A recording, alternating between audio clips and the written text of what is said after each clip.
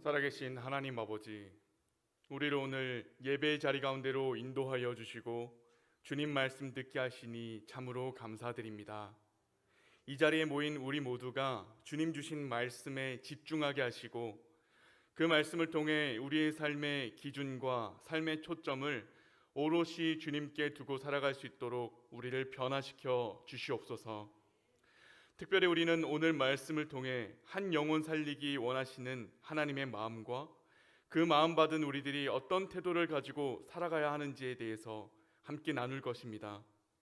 말씀을 통해 주시는 중요한 메시지들이 우리 삶을 변화시키는 강력한 메시지로 다가오게 하시고 실제로 많은 이들이 복음 듣고 주님께 돌아올 수 있도록 큰 은혜와 성령을 부어 주시옵소서.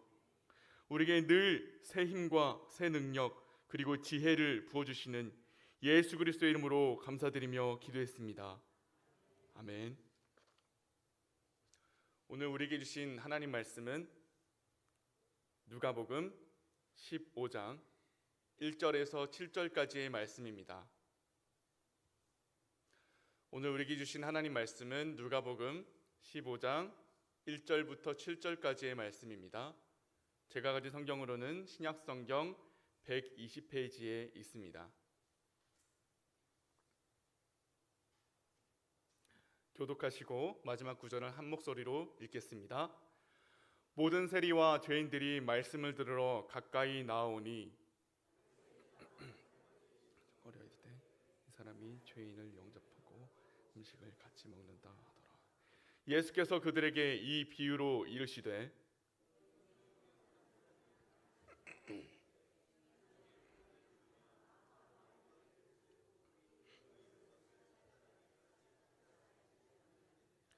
또 찾아낸즉 즐거워 어깨에 메고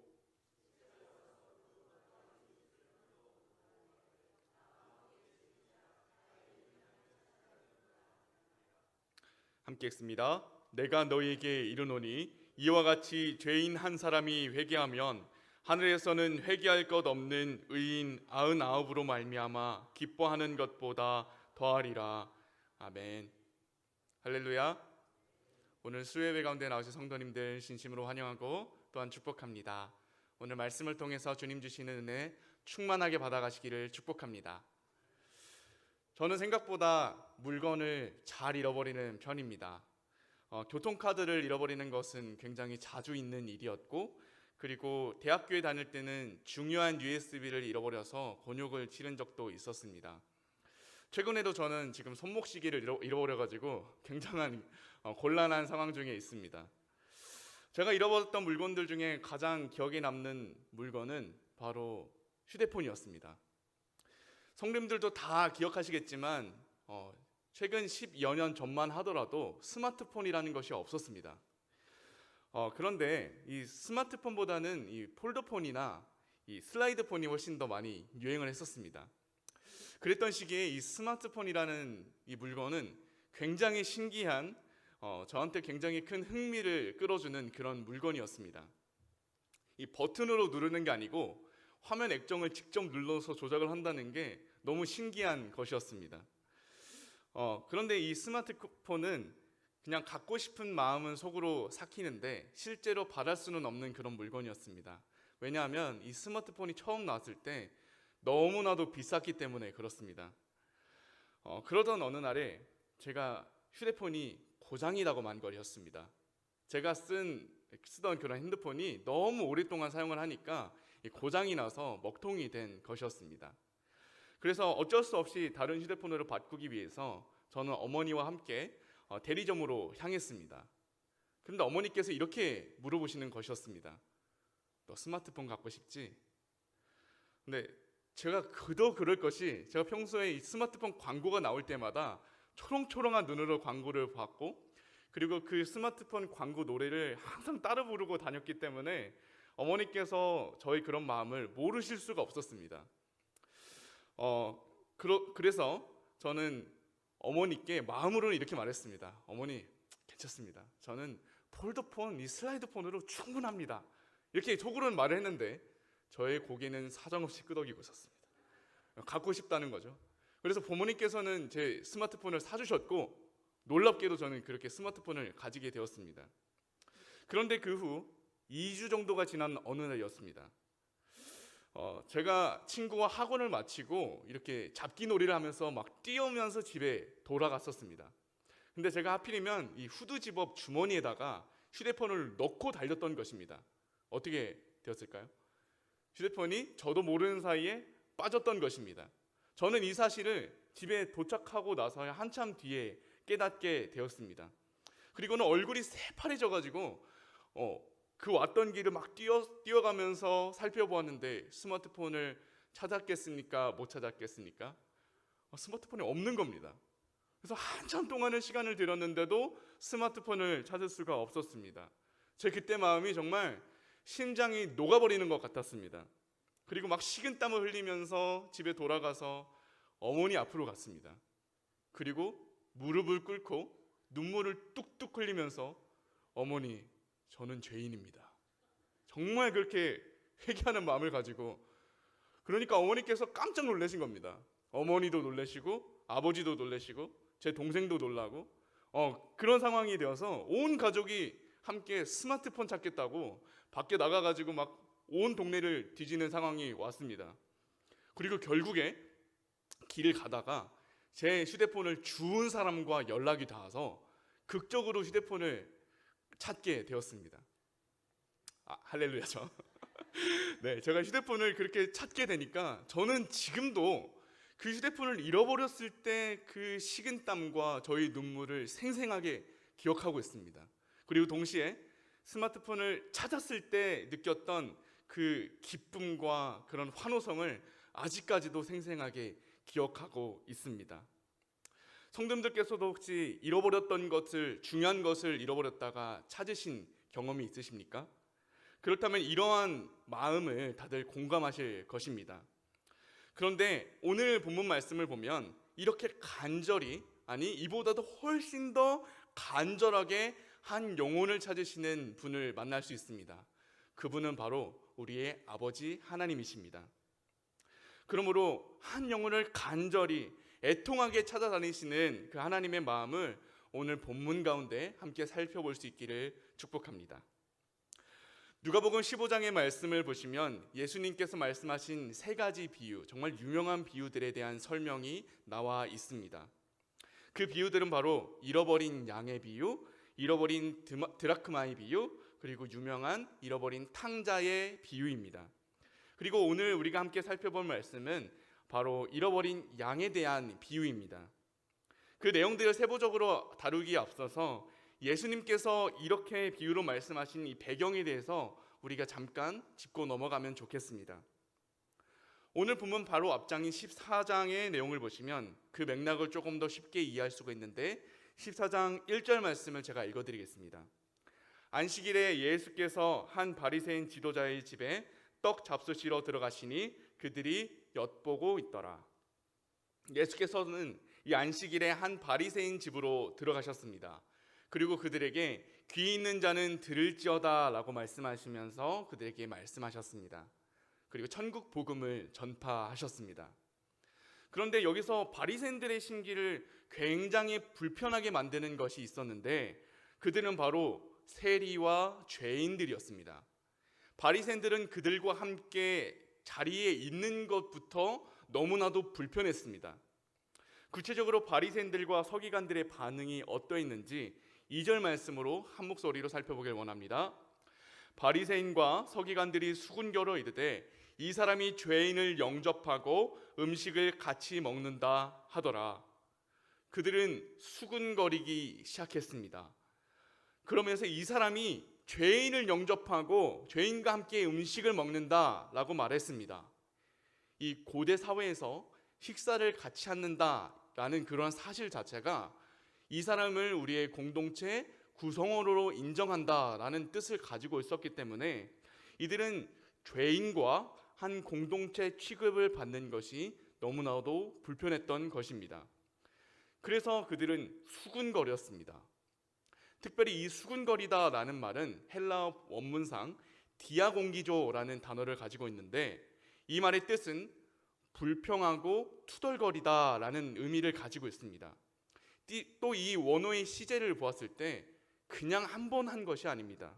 그들은 식사 시간 내내 계속 투덜거리고 계속 불평하는 것을 우리가 살펴볼 수 있습니다. 한마디로 이 바리새인과 서기관들이 이 세리를 비롯한 죄인들과 한 공동체를 취급받는 것이 너무나도 불쾌했다라는 사실입니다. 바리새인들에게 있어서 이 죄인들은 정말 구원받을 수 없는, 아니 구원받아서는 안 되는 존재에 불과했더라는 것입니다. 바리새인과 서기관들이 어떤 사람들이었습니까? 굉장히 그 당시에 경건하고 구별되고 존경받는 사람들이었습니다. 그 누구보다도 율법을 지키기 위해서 항상 노력했던 사람들이 바로 그들이었습니다. 그런데 문제가 뭐냐면 내가 율법을 잘 지키기 때문에, 나는 경건하기 때문에 그렇지 못한 사람들에 비해서 훨씬 우월하다라는 생각을 가지고 있었던 것이 문제였습니다. 그래서 그들은 왜 내가 저런 사람들과 함께 식사를 해야 되는지 도무지 이해가 되지 않았다는 사실입니다. 그래서 계속 불평하고 수군거리고 그리고 투덜거리고 있었던 것입니다. 그러나 예수님께서는 마가복음에 분명히 이렇게 말씀하셨습니다. 마가복음 2장 17절 말씀입니다. 예수께서 들으시고 그들에게 이르시되 건강한 자에게는 의사가 쓸데없고 병든 자에게라 쓸데있느니라. 나는 의인을 부르러 온 것이 아니요 죄인을 부르러 왔노라 하시니라. 아멘. 말씀에서도 분명히 살펴볼 수 있듯이 예수님께서는 의인을 부르러 온 것이 아니라 죄인을 부르러 온 것을 우리가 살펴볼 수 있습니다. 그런 의미에서 예수님께서는 수군거리고 불평하는 바리새인들의 오류를 지적하기 위해서 잃어버린 양의 비유를 꺼내셨던 것입니다. 그렇다면 잃어버린 양의 비유란 무엇입니까? 우리가 이미 잘 알고 있는 것처럼 잃은 양 한 마리를 찾기 위해서 사방대를 다 살펴보고 다녔던 한 목자의 이야기입니다. 우리가 이렇게 본문을 더 잘 살펴보기 위해서는 이 당시 사회의 문화를 좀 더 이해할 필요가 있습니다. 이스라엘 사회에서 양은 그냥 가축이 아니었습니다. 양은 가족이었습니다. 그들은 수많은 양들의 이름을 다 매겨가지고 다 비슷비슷하게 생겼는데 이름을 다 외우고 구별까지 했다고 합니다. 뿐만 아니라 오늘 본문 말씀은 목자가 100마리 양들 중에 한 마리를 잃어버렸다 이렇게 기록하고 있는데, 당시 이스라엘 사회에서 목자가 100마리 정도 양을 키운 것은 그렇게 부유한 축에 속하는 것이 아니었습니다. 그리고 나아가 목자가 따로 목동이나 파수꾼을 두지 않았다는 것을 살펴볼 때 그가 그렇게 부유한 것이 아니라 오히려 가난한 축에 속했다는 것을 우리가 살펴볼 수 있습니다. 이 사실을 우리가 생각해 보면 그에게 양 한 마리 한 마리가 얼마나 소중했는지를 우리가 알 수 있는 것입니다. 그런데 예수님께서는 목자가 그렇게 소중한 양들 중에 하나를 지금 잃어버렸다고 얘기하고 있습니다. 근데 여러분들 잘 아시겠지만 이스라엘의 기후가 어떻습니까? 사막 기후입니다. 매우 무더운 기후를 가지고 있습니다. 그렇다면 양들의 먹이가 되는 풀이 어디에 나겠습니까? 바로 태양빛이 직접 쬐지 않는 가파른 급경사 사이에 풀이 많이 난다고 합니다. 한마디로 양들이 먹이가 되는 푸른 초장이 사망의 음침한 골짜기와 같은 곳에 있었다라고 한 주석가는 그렇게 말합니다. 뿐만 아니라 이 사막에는 양들을 노리는 포식자도 굉장히 많이 살고 있었습니다.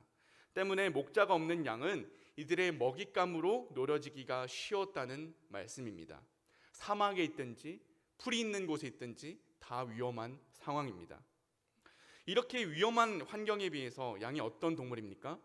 매우 어리석고 공격력도 낮고 고집이 셀 뿐만 아니라서 그리고 시력도 낮은 그러한 동물입니다. 이 양들이 한번 뒤집어지기라도 하면 혼자 힘으로 일어설 능력도 없는 그렇게 연약한 동물이라고 합니다. 목자도 이 사실을 너무나도 잘 알았을 것입니다. 그래서 자신의 양이 어딘가에서 지금 위험에 처해 있지는 않을지 걱정되는 마음으로 간절히 그 양 한 마리를 찾기 위해 구석구석을 뒤졌을 것입니다.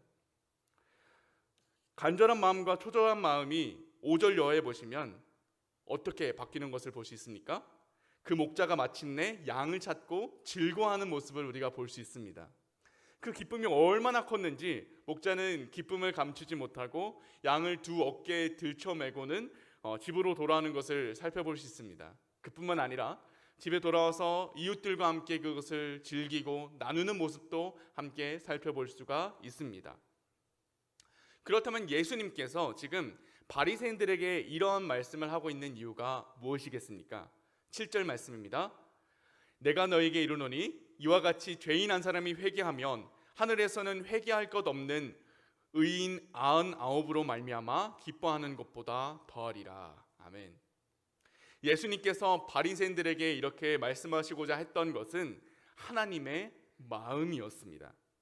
한 영혼을 향한 불타는 듯한 마음과 애타는 간절한 마음이, 그리고 한 영혼 한 영혼을 너무나도 사랑하시고 만천하보다 더 귀하게 여기시는 그 마음이 편협한 바리새인들에게 닿고자 그렇게 말씀하셨다는 사실입니다. 그렇다면 우리는 이 말씀을 통해서 무엇을 얻어야 되겠습니까? 그것은 바로 우리도 예수님의 마음처럼 한 영혼을 향한 살리는 마음, 애통한 마음을 가져야 될 줄 믿습니다. 이에 대해서 한 주석가는 본문 4절 말씀에 이렇게 말했습니다. 본문의 초점은 죄인의 회복으로 인한 기쁨이 있으며 오직 예수만이 그렇게 행하시는 분이라는 사실에 맞추어지지 않다는 점을 주목하라. 이것은 비유가 너희 중에 한 사람이 라고 시작하는 이유이다. 이걸 좀 더 쉬운 말로 얘기해 보자면, 예수님께서 이러한 비유로 말씀하셨던 것은 내가, 하나님이 이러한 마음을 가지고 한 영혼을 찾는다라는 단순한 정보 전달에 있는 것이 아니라 너희도 이러한 마음을 가지고 한 영혼을 바라보아야 한다는 아버지 하나님의 마음을 전달하고 계셨다는 사실입니다. 우리는 어쩌면 이 사실을 너무나도 이미 잘 알고 있었을지도 모릅니다. 왜냐하면 옛날부터 교회에서는 한 영혼을 향한 마음이 얼마나 중요한지에 대해서 얘기를 했고, 이미 이 본문은 여러 번 우리에게 이러한 강조점을 전달한 본문이기 때문에 그렇습니다. 그런데 우리가 생각해 봐야 될 것은 우리가 정말로 그러한 마음을 가지고 이웃을 대하고 있었는지에 대해 있습니다. 예수님께서는 오늘의 본문을 통해서 바리새인들의 위선과 차별을 지적하셨습니다. 경건과 불경건, 구원받을 자와 구원받지 못할 자들을 그들의 뜻 안에서 함부로 구별짓지 못하도록 말씀하셨다는 것입니다. 그리고 죄인들을 향한 하나님의 마음이 어떤 것인지에 대해서 분명히 지금 말씀하고 계셨다는 것입니다. 그러므로 우리도 이러한 마음을 한번 생각해보며 돌이켜볼 수 있으면 좋겠습니다. 혹시 우리도 영혼 구원의 측면에서 저 사람은 전도해도 안 먹힌다, 저런 사람은 구원받으면 안 된다라는 그런 마음을 가져본 적이 없습니까? 예수님의 마음을 알면서도 내가 미워하는 사람들, 만나기 부담스러운 사람들, 보기에 조금 불량해 보이는 사람들에게는 알게 모르게 판단하면서 선을 긋고 있지는 않았느냐는 말씀입니다. 물론 그런 마음이 드는 것에 있어서는 공감을 합니다. 이것이 굉장히 바로바로 드는 느낌일 수도 있고 내가 통제하지 못하는 어떤 감정일 수 있겠다는 생각은 듭니다. 그런데 동시에 우리가 분명히 기억해야 될 것은 하나님의 마음이 그들도 사랑하신다는 것에 있습니다. 하나님이 그들을 사랑하실 뿐만 아니라 애타는 마음으로 간절하게 그들을 바라보고 계신다는 것에 있습니다. 그래서 이 사실을 강조하기 위해서 하나님께서는 죄인 한 사람이 회개하는 것이 하늘에서 회개할 것 없는 99으로 기뻐하는 것보다 더하다, 이렇게 말씀하셨다는 것입니다. 그렇다면 우리는 어떻게 해야 되겠습니까? 우리도 하나님 아버지의 마음을 받음으로써 한 영혼 살리는 사역에 동참해야 될 줄로 믿습니다. 한 가지 이야기로 말씀을 마치고자 합니다. 제가 어렸을 때 저는 굉장히 내성적인 성격이어서 앞에 나와서 이렇게 말하는 것은 상상도 하지 못하는 사람이었습니다. 그럼에도 불구하고 꽤나 다양한 사람들과 함께 잘 어울릴 수 있는 그런 사람이었습니다. 그런데 제가 친하게 지냈던 어떤 친구가 굉장히 고집이 세고 성격이 굉장히 센 그런 친구가 한 명 있었습니다. 지지 않는 그런 성격 때문에 저는 항상 이 친구가 기도 제목이었습니다. 그런데 어느 날 시간이 흘러서 교회 전도 축제가 된 것입니다. 제가 이 친구를 떠올릴 줄은 몰랐는데 기도하는 내내 하나님께서 이 친구를 마음에 품게 하시는 것이었습니다. 그래서 제가 하나님께 이렇게 대꾸를 했습니다. 하나님, 전도해도 교회 안 옵니다. 이 친구 전도해서 교회에 와도 적응은 잘 못할 겁니다. 그리고 이런 애들은 교회 오면 공동체를 무너뜨릴 수도 있습니다. 그래서 얘는 그냥 적절히 친구로 지내는 것이 더 낫겠습니다. 이렇게 생각을 했는데 하나님께서 자꾸 기도할 때마다 그 친구 생각을 나게 하시는 것이었습니다. 그래서 제가 요나의 마음을 가지고 이 친구 그냥 한번 말했습니다. 너 교회 한번 올래? 축제 있는데. 근데 놀랍게도 이 친구가 교회 나온 것입니다. 지금 그 친구 뭐 하고 있는 줄 아십니까? 전도사가 되어서 한 교회의 중고등부를 지금 섬기고 있습니다. 제가 이 사실을 깨닫고 나니까 내가 한 사람, 한 영혼에 대해서 함부로 판단하는 게 얼마나 위험한가라는 생각을 하게 되었습니다. 제 관점에서는 그 친구가 준비되지 못한 사람이었고 공동체를 해칠 만한 사람이었는데 하나님의 시선에서는, 하나님의 마음에서는 사랑하는 한 사람이었던 것입니다. 그리고 하나님께서는 책임질 만한 능력이 있는 분이셨다는 사실입니다. 우리가 이 사실을 기억할 때 그렇구나, 하나님의 마음이 있는 곳에 나의 마음이 있어야 하겠다. 하나님의 생각이 있는 곳에 나의 마음이 있으면 나도 바리새인들처럼 선을 긋고 사람을 대할 때 그렇게 판단하는 것이 아니라 하나님의 마음을 가지고 복음도 전할 수 있고 잘 대할 수 있겠구나라는 생각을 하게 된다는 것입니다. 그러므로 오늘 함께 나눈 말씀처럼 예수님의 말씀에 순종해서 어떤 차별이나 편견, 주저함 없이 영혼 살리는 사역에 동참하는 저와 여러분들 다 되실 수 있기를 주님의 이름으로 축복합니다. 오늘 말씀을 떠올리면서 찬양하기를 원하는데, 한 영혼 살리기를 간절히 원하시는 하나님의 마음을 제게도 달라는 그런 마음의 고백을 담아서 같이 찬양하시길 원합니다.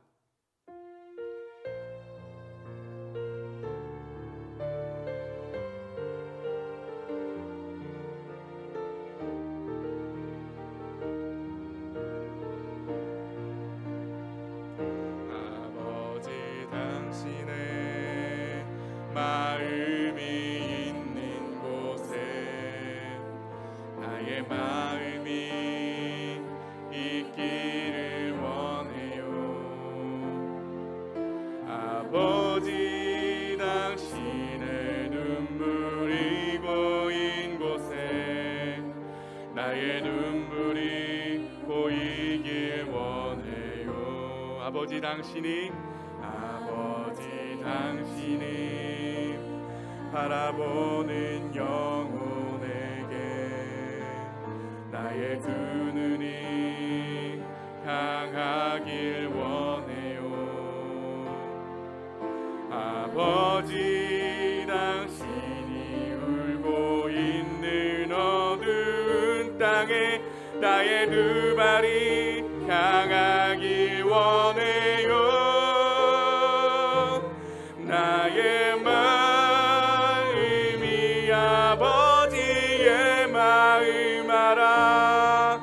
내 모든 뜻 아버지의 뜻이 될 수 있기를 나의 온몸이 아버지의 마음 알아. 내 모든 삶 당신의 삶 되기를. 함께 오늘의 말씀을 떠올리면서 기도하기를 원합니다. 우린 하나님의 시선, 하나님의 마음과는 상관없이 함부로 누군가를 판단하거나 정죄하는 마음을 가지고 그들을 나와 분리시켜 오지는 않았습니까? 그렇다면 이 시간 다시 한번 하나님의 마음을 되새길 수 있기를 원합니다. 바리새인들과 같이 죄인들을 멀리하고 구분짓는 것이 아니라 우리도 다 같은 죄인으로서 긍휼한 마음과 안타까운 마음 그리고 간절한 마음 가지고 그들에게 복음을 전할 수 있도록 해달라고 함께 주님 찾고 기도하길 원합니다. 주여 살아계신 아버지 하나님, 우리와 함께하여 주시옵소서. 나의 생각이, 나의 뜻이, 나의 시선이 나의 생각으로, 나의 마음으로, 나의 편합한 시각으로만 끝나는 것이 아니라 하나님 아버지의 시선으로 그들 가운데 애통한 마음을 가질 수 있도록 도와주시옵소서. 우리로 우리에게 잃어버린 물건이 있을 때 최선을 다해 간절하게 찾는 것처럼 하나님께서는 더한 마음을 가지고 한 영혼을 바라보신다는 것을 알았습니다. 하나님, 우리도 아버지의 시선으로 그러한 마음을 품게 하여 주시고, 우리도 사명감을 가지고 그들을 품게 하여 주시고, 복음 전하게 하셔서 하나님의 능력이 그들 가운데 전하게 하시고, 사람을 살리는 소식이 그들 가운데 전파되게 하여 주시고, 그들과 함께 할 때 하나님께서 주시는 놀라운 기적과 같은 체험들이 우리들의 삶 속에서 간증으로 드러나 나타날 수 있도록 하나님이 끌어주시고 함께하여 주시옵소서. 하나님의 시선과 하나님의 마음을 우리 가운데 주셔서 우리도 아버지의 마음을 품게 하여 주시고 한 영혼 살리기 위해서 최선을 다해 사명을 감당할 수 있도록 하나님 우리와 함께하여 주시옵소서. 살아계신 하나님 아버지, 오늘의 말씀을 통하여 한 영혼 사랑하시는 하나님의 마음과 우리의 연약함, 그리고 우리들의 사명을 되새기게 하심에 감사를 드립니다.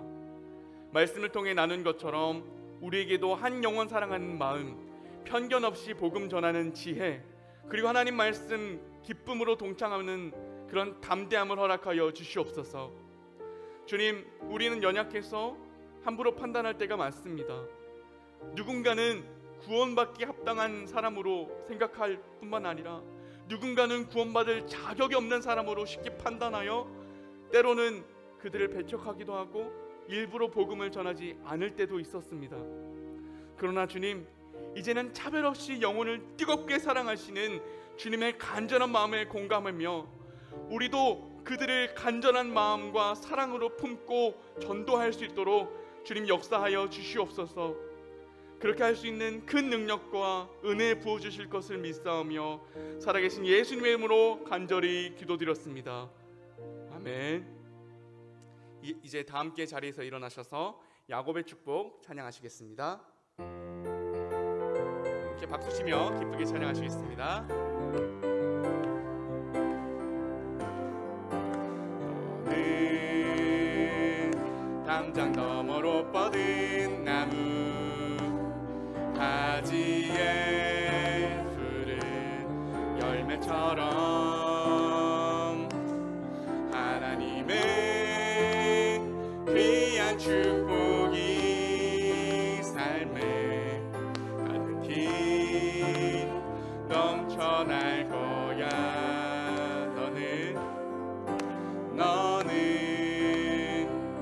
어떤 시련이 와도 능히 이겨낼 강한 발이 있어. 전능하신 하나님께서 너와 언제나 함께 하시니. 너는 하나님의 사람, 너는 하나님의 사람, 아름다운 하나님의 사람. 나는 널 위해 기도하며 내 길을 축복할 거야. 너는 하나님의 선물, 사랑스러운 하나님의 열매, 주의 품에 꽃 피운 나무가 되어줘. 이제는 우리 주 예수 그리스도의 은혜와 하나님 아버지의 무한하신 사랑과 성령 하나님의 교통하심이 아버지의 마음을 내 마음으로 받고 편견 없이 많은 이들을 주님께 돌이키기로 다짐하는 모든 성도들에게 이제로부터 영원토록 함께 있을지어다. 아멘.